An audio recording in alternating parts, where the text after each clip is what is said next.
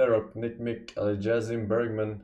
Thank you, ladies. Korush, Snake QC. Welcome back. And finally, new rule. I know it's supposed to be that magical time of year, but maybe what we all really need right now is a good dose of realism. I see a lot of nativity scenes when I'm out, as you always do before Christmas, and I can't help thinking about where that manger really is. It's in the West Bank, on Palestinian land controlled by the Palestinian Authority. In 1950, the little town of Bethlehem was 86% Christian. Now it's overwhelmingly Muslim. And that's my point tonight. Things change. To 2.3 billion Christians, there can be no more sacred site than where their Savior was born. But they don't have it anymore. And yet no Crusader army has geared up to take it back. Things change. Countries, boundaries, empires. Palestine was under the Ottoman Empire for 400 years, but today an ottoman is something you put under your feet.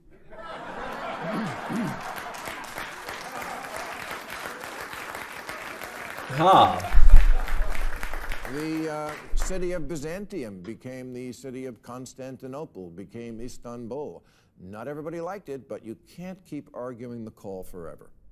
The Irish had the entire island to themselves, but the British were starting an empire, and well, the Irish lost their tip.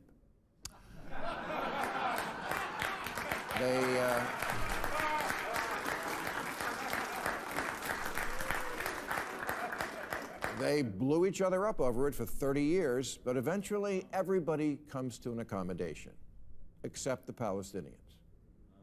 Was it unjust that even a single Arab family was forced to move upon the founding of the Jewish state? Yes, but it's also not rare, happening all through history, all over the world, and mostly what people do is make the best of it. After World War II, 12 million ethnic Germans got shoved out of Russia and Poland and Czechoslovakia because being German had become kind of unpopular. 1 million Greeks were shoved out of Turkey in 1923, 1 million Ghanaians out of Nigeria in 1983, almost 1 million French out of Algeria in 1962. Nearly 1 million Syrian refugees moved to Germany 8 years ago. Was that a perfect fit? And no one knows more about being pushed off land than the Jews, including being almost wholly kicked out of every Arab country they once lived in. Yes, TikTok fans, ethnic cleansing happened both ways. In Fiddler on the Roof, the family is always moving to stay one step ahead of the Cossacks, but they deal with it. When they're leaving Anatevka, they say, hey, it wasn't so great anyway.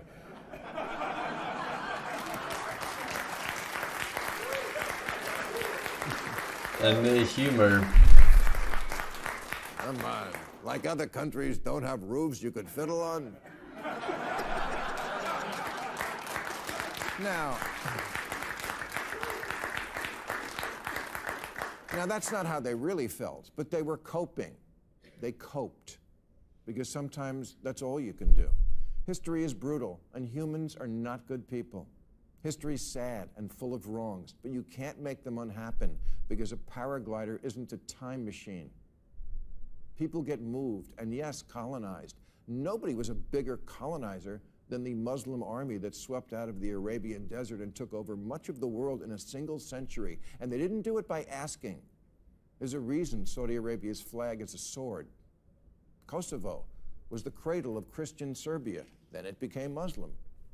They fought a war about it in the 90s, but stopped. They didn't keep it going for 75 years. There were deals on the table to share the land called Palestine in 1947, 93, 95, 98, 2000, 2008, and East Jerusalem could have been the capital of a Palestinian state that today might look more like Dubai than Gaza.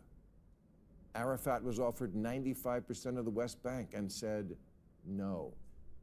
The Palestinian people should know your leaders and the useful idiots on college campuses who are their allies are not doing you any favors by keeping alive the river to the sea myth. I mean, where do you think Israel is going? Spoiler alert, nowhere. Hell yeah! My god, I cannot. I am unable to listen to this. Alright, we are good there, ladies and gentlemen. We are good there.